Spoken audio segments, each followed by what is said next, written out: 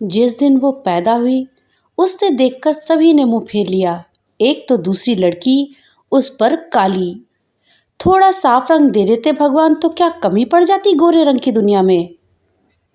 दादी ने तो देखते ही काली माई कल्लो परी का तमगा दे डाला, लेकिन पिता ने प्यार से नाम रखा शालिनी। गोरी चिट्टी डबल रोटी मक्खन जैसी गालों वाली बड़ी बहन रूपा के सामने शालिनी सचमुच फीकी पड़ जाती। बचपन से ही माँ ने उसे उसके हिस्से का लाड प्यार नहीं दिया। उसकी सेहत अच्छी थी, इसलिए बिना लाड दुलार और ध्यान न देने के बावजूद वो बेहया बेल की तरह बढ़ती रही। आहिस्ता आहिस्ता शालिनी बड़ी हो गई।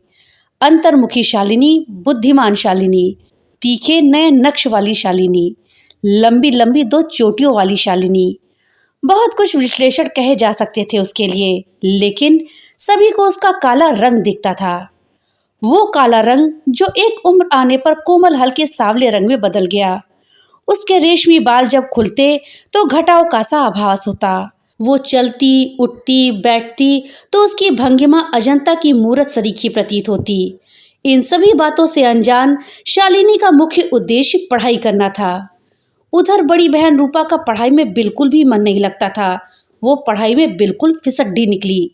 सेकेंड डिवीजन में इंटर करने के बाद उसने किताबें एक किनारे धरी और घोषणा कर दी, अब आगे मुझसे पढ़ाई ना हो सकेगी।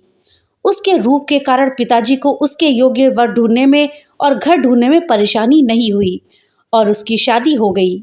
लेकिन ससुराल वालों की मांगे खत्म ही नहीं हो रही थी। रूपा का उतरा चेहरा देख माता पिता का कलेजा मुंह को आ जाता। कुछ मांगे पूरी हो पाती और कुछ नहीं। आखिरकार मध्यम वर्ग के लोग कितना दे सकते हैं। फिर एक दिन रूपा ने आत्महत्या कर ली। ये एक ऐसी दुखद घटना थी जिसने पूरे परिवार को हिला कर रख दिया। मृत्युशैया पर अंतिम संदेश तक नहीं मिला। उसने किसी पर आरोप नहीं लगाया। दुखी पिता ने तब शालिनी पर ही अपना ध्यान केंद्रित किया। बीटेक कंप्यूटर साइंस में काफ़ी अच्छे नंबर आए थे शालिनी के। मुंबई के जिस कॉलेज से एमटेक करने का सपना था उसका वो पूरा हुआ। उसे दाखिला मिला। पिता ने अपनी जमा पूंजी शालिनी के लिए खर्च कर दी। उन्हें अपनी बेटी पर गर्व था। बेटी का वादा था अपने पिता से कि वो उनके सपनों को पूरा करेगी, उनकी आशाओं को टूटने नहीं देगी। शालिनी को पूरी उम्मीद थी कि उसे स्कॉलरशिप मिल जाएगी, लेकिन समस्या तो मुंबई में रहने की थी। सरल हृदय पिता ने शालिनी के रहने की व्यवस्था उसके चाचा के घर कर दी, बड़ी ही उम्मीदों के साथ। लेकिन शालिनी के आते ही चाची का मुंह बन गया। वो उनके घर में अवांछित थी। उसे चाची की उपेक्षा बर्दाश्त करनी ही थी, ये वो मान चुकी थी। शालिनी ने सेशन शुरू होने के कुछ ही दिन बाद कॉलेज ज्वाइन कर लिया। कॉलेज का पहला दिन। दो लंबी चोटियों के साथ लेगिंग्स कुर्ती पहने शालिनी ने जब क्लासरूम में प्रवेश किया तो आर्यन ने होठों को गोल करके सीटी बजाई। ये झुमरी तलैया का नमूना इधर मुंबई के कॉलेज में कैसे? उसकी बात पर क्लास में ठहाका गूंज गया। वो अमीर पिता का टैलेंटेड बेटा था। नए स्टूडेंट्स पर कमेंट करना उसकी आदत थी। पोने विद टू टेल्स, किटी ने व्यंग से कहा और बुरा सा मुंह बनाया। कॉलेज का पहला दिन और साथ ही स्टूडेंट्स के ऐसे कमेंट्स। शालिनी की आंखें छलछला उठी। उसने बैठने के लिए पूरे क्लासरूम पर नजर डाली। तब तक धीमी आवाज आई, क्या तुम मेरे साथ बैठना चाहोगी? शालिनी ने देखा कटे बालों वाली एक लड़की जीन्स टी शर्ट में थी। थैंक्स, मुझे शालिनी कहते हैं, लखनऊ से हूँ, शालिनी ने अंग्रेजी में कहा। और मुझे सुगंधी। उसकी मुस्कान में अपनत्व था। तुम इन स्टूडेंट्स की बातों पर ध्यान मत देना, इनकी आदत है हर एक पर कमेंट्स करना। मैं क्लास में तुम्हारा इंट्रोडक्शन सबसे करवाती हूँ। फिर आगे बढ़कर उसने क्लास को संबोधित किया। Guys, meet Shalini, she is from Lucknow. Aryan and Kitty, for your kind information, Shalini चिड़ियाघर से नहीं, लखनऊ से आई है, नज़ाकत, नफासत और तहजीब के शहर से। ओके सुगंधी, मुझे शालिनी से फ्रेंडशिप करनी है। आर्यन पास आकर बैठ गया।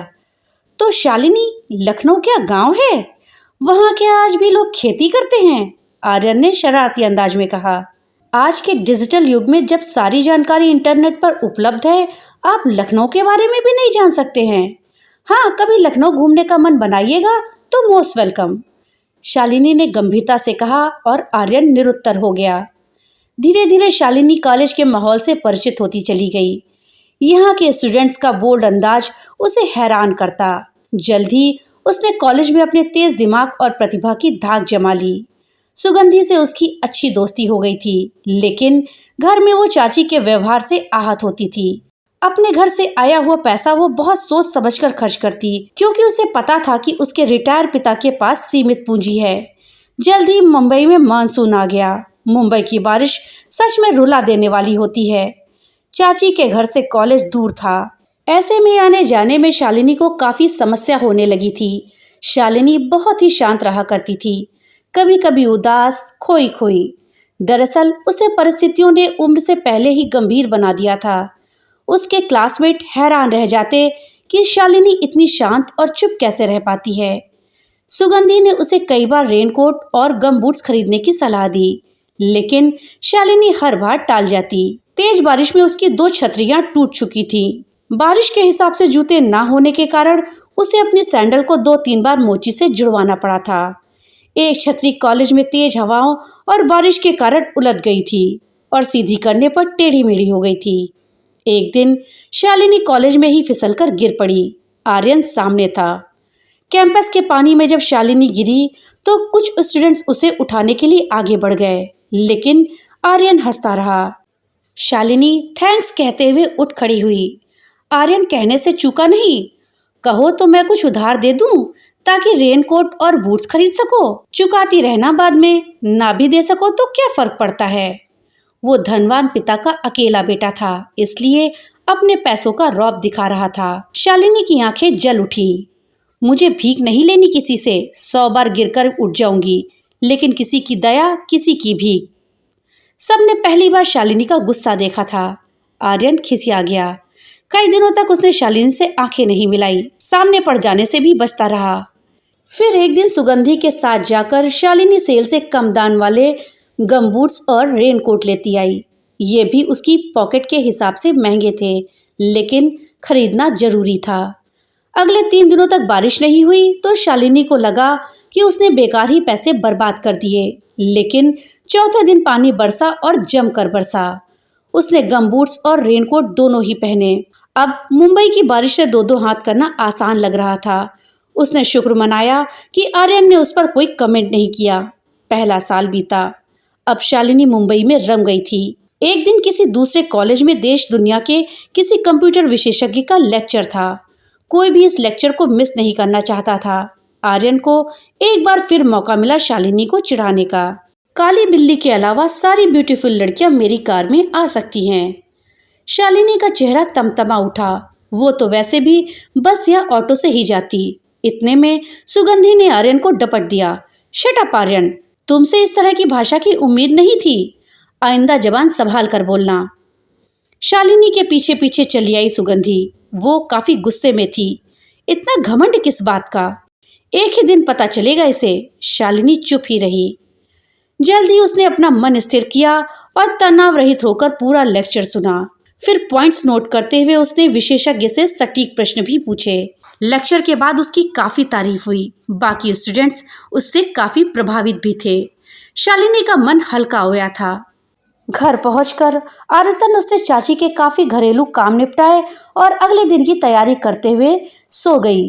अगले दिन जब कॉलेज पहुंची तो पता चला आर्यन की कार का एक्सीडेंट हो गया है।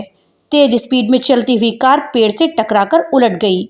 आर्यन को काफी चोटें आई हैं और वो आईसीयू में भर्ती है। सुगंधी बताने लगी, बड़ा घमंड था ना उसे अपनी बुद्धि और पिता के पैसे का। देख लिया क्या हुआ? उसने व्यंग से होंठ बिचकाए। ऐसा नहीं कहते सुगंधी। शालिनी ने विरोध किया। वो हॉस्पिटल में भर्ती है, खून काफी बह गया है। प्रॉब्लम ये है कि उसका ब्लड ग्रुप ओ निगेटिव है, जल्दी मिल नहीं रहा, बहुत रेयर ब्लड ग्रुप है। मुझे हॉस्पिटल ले चलो, मेरा ब्लड ग्रुप ओ नेगेटिव है। शालिनी व्याकुल हुई। तो उस आर्यन के लिए? सुगंधी हैरान थी। शालिनी का खून आर्यन को चढ़ाया जाने लगा। अब आर्यन खतरे से बाहर था। उस दिन के बाद शालिनी रोज आर्यन को देखने हॉस्पिटल जाती रही। अब वो आईसीयू से प्राइवेट वार्ड में आ गया था। आर्यन के मन में भी एक संशय था, लेकिन शालिनी ने उसका भी समाधान कर दिया। ये कोई बड़ी बात नहीं है। इंसानियत के नाते मैंने अपना फर्ज निभाया है। बस अब तुम जल्दी से ठीक हो जाओ। तुम्हारी शरारतें हम सभी मिस करते हैं। आर्यन उसकी भोली मुस्कान देखता ही रह गया। उसके मन में कुछ पिघलने लगा। पूरे 15 दिनों के बाद जब आर्यन ने कॉलेज ज्वाइन किया तो सबने तालियों से उसका जोरदार स्वागत किया। लेकिन आर्यन की आंखें किसी को ढूंढ रही थी। शालिनी कहाँ है? उसने पूछा। उसकी माँ बीमार है, उसे अचानक लखनऊ जाना पड़ा, सुगंधी ने बताया। आर्यन का चेहरा उतर गया। मैंने उस मासूम भोली लड़की का कितना मन दुखाया है, इसका एहसास मुझे हो चुका है। शालिनी ने मुझे जीवन दान दिया है। सुगंधी, उसका मोबाइल नंबर दोगी प्लीज? आर्यन ने सबके सामने ही शालिनी से बात की। माँ कैसी है शालिनी? माइल्ड हार्ट अटैक आया था माँ को, अभी हॉस्पिटल में ही है, कुछ कहा नहीं जा सकता, शालिनी ने कहा। फोन स्पीकर पर था। हम लोग तुम्हारे लिए कुछ करना चाहते हैं शालिनी, क्या तुम स्वीकार करोगी? कर्ज के तौर पर ही। वो जान चुका था कि शालिनी कितनी स्वाभिमानी है। लेकिन तुम लोग का कर्ज मैं कैसे चुका सकूंगी? शालिनी, कर्ज मेरा नहीं तुम्हारा है मुझ पर, जो मेरी नसों में बह रहा है। आर्यन भावुक था। पता नहीं क्या कहूँ, माँ को स्वस्थ होने में अभी समय लगेगा। आखिरी सेमेस्टर दे भी पाऊंगी या नहीं समझ नहीं आता। शालिनी रुआसी थी। शालिनी, परेशान मत हो, तुम जैसी लड़की का तो भगवान भी साथ देता है। फिर मेरे लिए? आर्यन अटक गया। हम सबके लिए तुमको जल्दी वापस आना ही होगा। सभी आर्यन का बदला हुआ रूप देखकर हैरान थे। उसके इस हृदय परिवर्तन में शालिनी का कितना बड़ा योगदान था, इसे सब समझ रहे थे। ईश्वर की कृपा और सहपाठियों के सहयोग से शालिनी की मां जल्दी ही ठीक होकर घर आ गई। खतरा कम हुआ था, लेकिन टला नहीं था। शालिनी लौट आई, परीक्षाएं हो गईं और रिजल्ट आने पर पता चला कि शालिनी ने टॉप किया है। उसे हर तरफ से बधाइयां मिल रही थी। इसी बीच सुगंधी ने अप्रत्याशित रूप से उसके कान में पूछ लिया, क्या तुम आर्यन को पसंद करती हो शालिनी? शालिनी का चेहरा गुलाबी हो उठा। पिछले कुछ दिनों में उसने महसूस किया था कि आर्यन का साथ भले ही हॉस्पिटल में रहा हो, उसे अच्छा लगने लगा था। लेकिन ये बात उसने अपने मन में ही दबा कर रखी थी। आकाश कुसुम को पाने की कामना से क्या लाभ, मगर नियति ने तो कुछ और ही सोच रखा था। आर्यन उसके करीब आ गया था। उसके हाथों में लाल गुलाबों का गुलदस्ता था। मैं तुमसे कुछ कहना चाहता हूँ शालू। शालिनी ने उसे हैरानी से देखा। मेरी पिछली गलतियों को माफ कर देना, वैसे मैं इतना बुरा भी नहीं हूँ। वो मुस्कुरा रहा था। क्या तुम मुझे इस योग्य समझती हो कि हम ताउम्र साथ चल सकें? आर्यन के इस प्रस्ताव से शालिनी एकाएक घबरा सी गई। मैं तुम्हारी हाँ के लिए पूरी उम्र इंतजार कर सकता हूँ। आर्यन ने अपने एक हाथ से शालिनी का हाथ थाम लिया। हाँ कर दे शालिनी, तेरी आंखें जो कह रही हैं उसे मुंह से बोल देने में कोई बुराई नहीं है, सुगंधी ने छेड़ा। आर्यन के हाथों से गुलदस्ता लेती हुई शालिनी की शर्मीली छवि सभी ने अपने अपने मोबाइल कैमरों में कैद कर ली। एक सुंदर भविष्य बाहें फैलाए उन दोनों की प्रतीक्षा कर रहा था। दोस्तों, ये थी आभा श्रीवास्तव जी के द्वारा लिखी कहानी वो काली लड़की।